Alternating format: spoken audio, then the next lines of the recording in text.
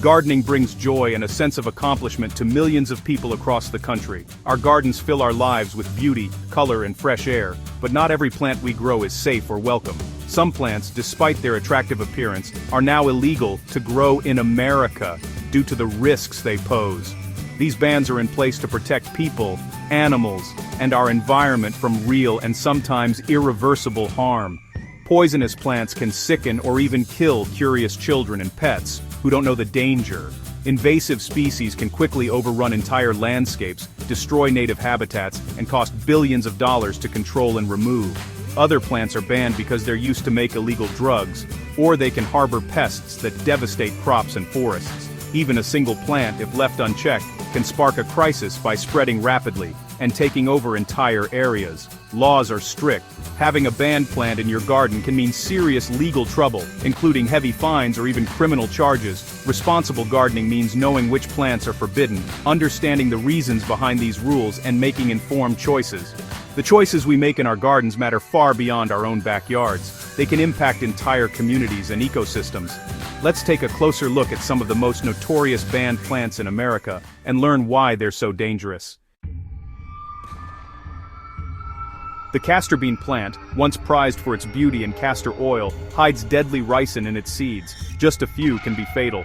Giant hogweed, with its towering size and umbrella-like flowers, contains sap that causes severe burns and even blindness if touched. Both are now illegal to grow or sell in most states. Opium poppies, admired for their flowers and seeds, are banned because their sap is used to make narcotics like morphine and heroin. Even growing them for looks is a federal crime. These plants prove that beauty can hide real danger. After World War II, awareness of their risks led to strict bans. Today, they're tightly controlled to protect public health. Always know what you're planting. Some dangers aren't obvious. A pretty garden can hide a deadly secret.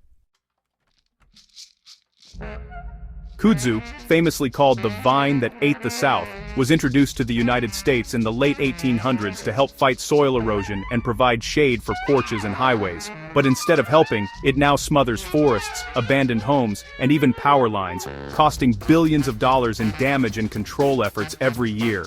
Japanese knotweed is just as relentless. Its powerful roots can crack concrete, invade foundations, and spread rapidly. Even a tiny fragment of root or stem can start a whole new invasion, making it nearly impossible to eradicate once established. Because of its destructive nature, many states now fine property owners who let knotweed grow unchecked, and some even require professional removal. Water hyacinth, once sold as a beautiful floating plant for ponds, forms thick, impenetrable mats that choke rivers and lakes, kill fish by blocking sunlight and oxygen, and make boating or fishing nearly impossible. All three of these plants were introduced with good intentions, whether for erosion control, as a food source, or simply for their beauty in gardens and ponds. But without their natural predators or diseases to keep them in check, they spread uncontrollably, crowding out native plants and devastating entire ecosystems. Their stories serve as a powerful warning. Introducing non-native species can quickly spiral out of control, with consequences that last for generations. Once these invaders take hold, they're nearly impossible to remove, requiring years of effort and expensive treatments that often fail. That's why laws now ban their sale and planting, aiming to protect our landscapes, waterways, and communities from further harm. Good intentions aren't enough. Before you plant anything new, always research the risks and make sure it's safe for your local environment. Invasive plants can quickly turn a beautiful garden or landscape into an environmental disaster, threatening wildlife and the balance of nature for years to come. Some plants are banned not for being invasive, but for their mind-altering chemicals. The Coca plant, native to South America, is the source of cocaine. Growing it in the US is strictly illegal. Peyote, a small cactus with hallucinogenic mescaline, is sacred in some Native American ceremonies but banned for everyone else. Khat, chewed for its stimulant effects in East Africa and Arabia, is illegal to grow in America due to its addictive potential. These bans reflect concerns about addiction, health, and drug abuse. While these plants have deep cultural roots elsewhere, U.S. law prohibits their cultivation. Even a single plant can bring severe penalties.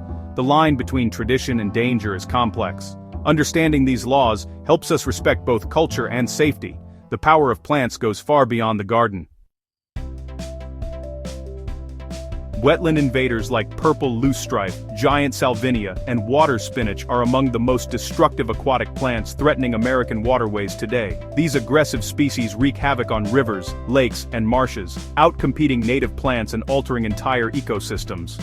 Purple loosestrife produces millions of tiny seeds each year, creating dense stands that crowd out native plants and wildlife, reducing biodiversity and changing the landscape of wetlands.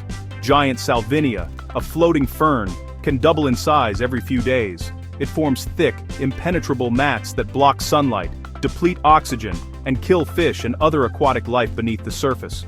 Water spinach, a popular vegetable in Asia, grows so rapidly in the US that it clogs irrigation canals, flood systems, and natural waterways, making water management a challenge. Because of their destructive impact, all three are now classified as noxious weeds, illegal to grow, sell, or possess in many states across the country.